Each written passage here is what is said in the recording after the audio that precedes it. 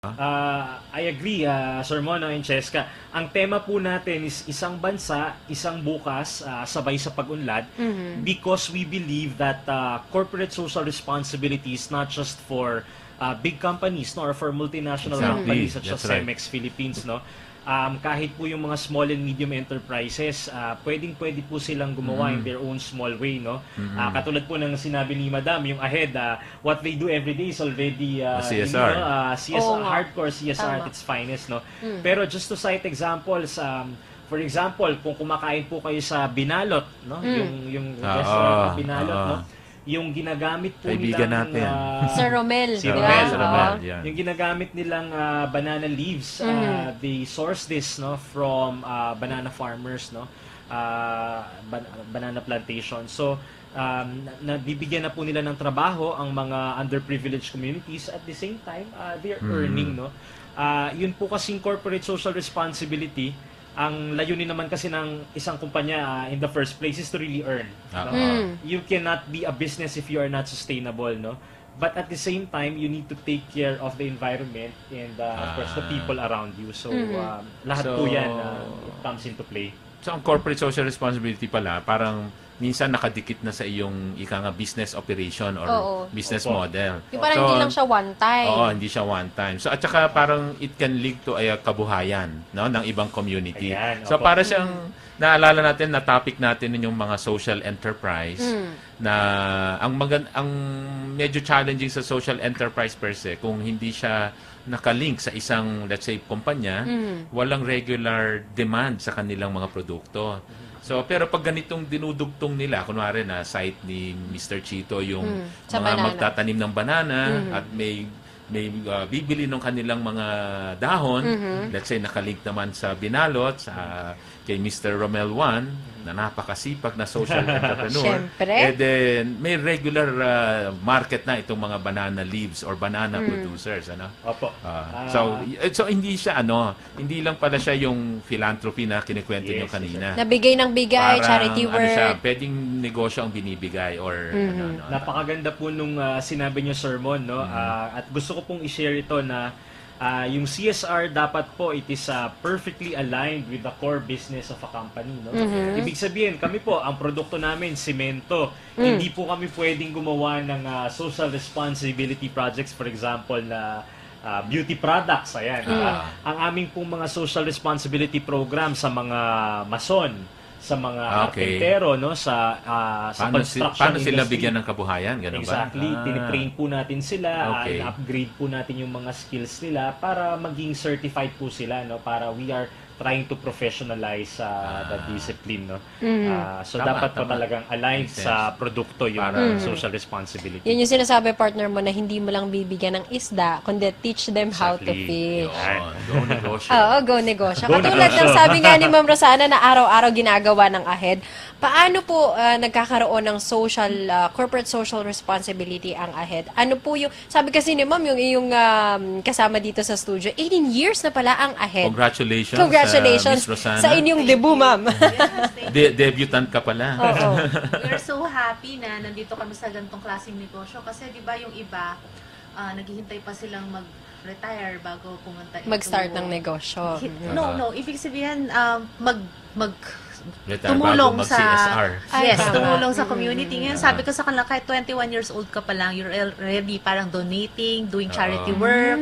Talagang CSR talaga. Kasi if you're helping students and also parents, kasi 'di ba pagka hindi nagpe-perform ng maganda yung anak mo, parang problematic ka rin. Wala ka rin magawa. Like, hindi ka rin makapasok sa trabaho, hindi ka makakoncentrate kung yung anak mo bumabagsak na sa school. Kasi we do also tutorial So, halimbawa, yung mga batang hindi nakaka-cope up with the demands of the school, if we help them, yung mga parents nagiging kampante rin and then they can do their jobs. Kasi ngayon parang mahirap na rin ngayon mag-aral, hindi katulad before na wala naman masyadong distractions. Diba? Ngayon, ilan ang TV channels ng cartoons pa lang. Dati konti lang, diba? Kasama yung sa training na yung pag-tutorial, yung discipline in focusing on studies. Yes. Alam mo, magagaling naman yung mga bata namin na after kahit isang buwan lang, nasa honors na rin sila, nasa mataas na naghahagat. Kasi distracted lang So, kasama sa mindset change din yung mga kasama yung na training rin. nyo. Kasama Kasama ang mindset change. So, So, ito ba ay matagal nyo ng 18 years, ano? Paano ka napunta sa ganitong Or business? paano niyo po Mahilig ka ba mag-tutor inumpisahan? nung araw? Oo. Teacher ka ba, ma'am? Hindi, sa totoo lang natatawa nga ako tuwing kwento ko yung kwento na yun na sa lahat ng nung pipili ako ng course sa UP, Oo. lahat gusto kong checkan, engineering, ganyan. Wow, si Mama Pwera lang, Talino. pagtuturo. Oh, really?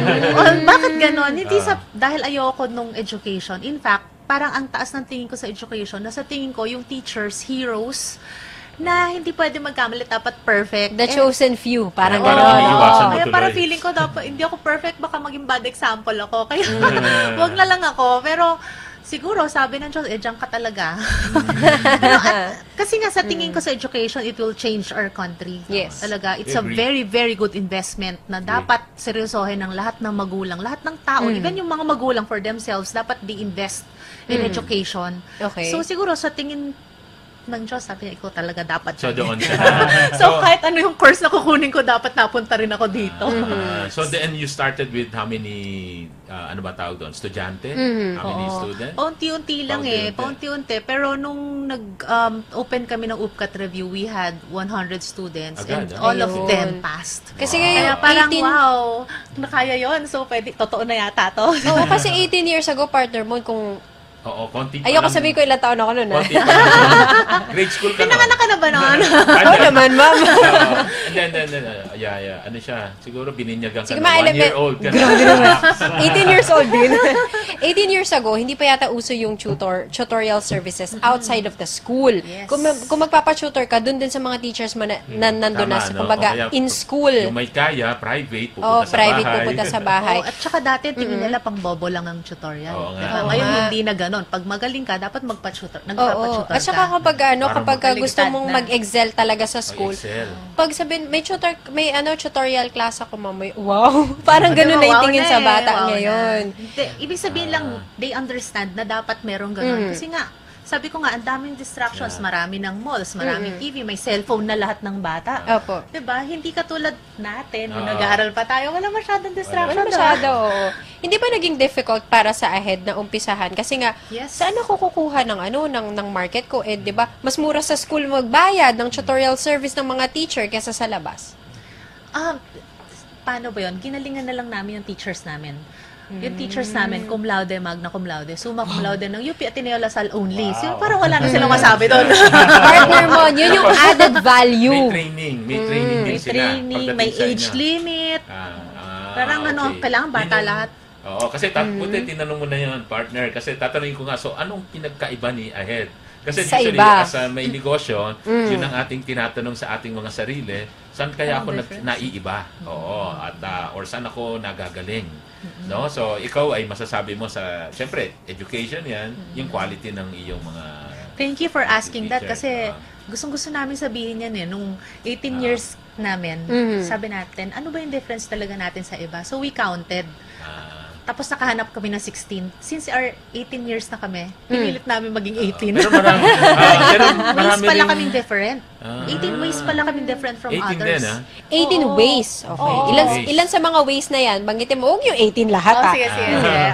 Kami lang yung nagbibigay ng mind mapping and speed reading for Okay. free sa mga estudyante namin. Okay. Mind mapping. Kasama na yun sa Another kasama topic sa yan. curriculum nila. Another Kasama sa Iba yung in-enroll. speed reading and mind mapping, very important and very useful. Yung mind mapping, naalala ko si partner RD Roberto. Kaya pag magkasama Tama. kami Sa magtoto. kanila ko yung natutunan. Oo. Kay RD. Kasama Kay kami parang magtoto. RD. Ako ay tumitingin sa aking mga PowerPoint charts or keynote charts. Siya naman nagdo-drawing sa papel ng mga connect-connect. Oo. Yung pala mind mapping. Mind mapping na Dapat pala yun. matutunan mo rin yun. Ang Sige, ganda-gandang... Sige, ituloy mo yung Oo. other ways of where you are different. Oo. Kami lang yung Quickly. naka-test-based review. Test Ibig sabihin, based. kung ano yung lumalabas sa exam, yun yung tinuturo namin. Kasi pwedeng, kung ano yung tinuturo sa school. Hindi lalabas sa exam minsan, di For ba? example, So, sa... nakakuha kayo ng advanced questions? No, Hindi, hindi joke naman. lang. Joke lang. Partner mo, Ibig sabihin yung mga nagchismis. nakaraang test, ibig sabihin, yun yung test based. Dapat alam rin namin yun, Alam diba? niyo. Yung mga nakarang test. Pero, every year naman binabago. Yes. That's right, that's right. Kaya lang magaling na kami manghula after 18 years. At saka kumbaga parang Na-perfect na-track na namin, nila. no? Oo. Oo. Yung iba kasi partner mo, inaral mo, tapos ba't hindi lumabas sa test? Sayang lang. For example, for Ateneo, ang lumalabas na math nila, pang college na. Hindi naman tinuturo sa high school yon. So, hindi Tama. namin tinuturo yung sa high school. Yung kung ano yung lalabas, kung ano yung tinuturo sa Okay.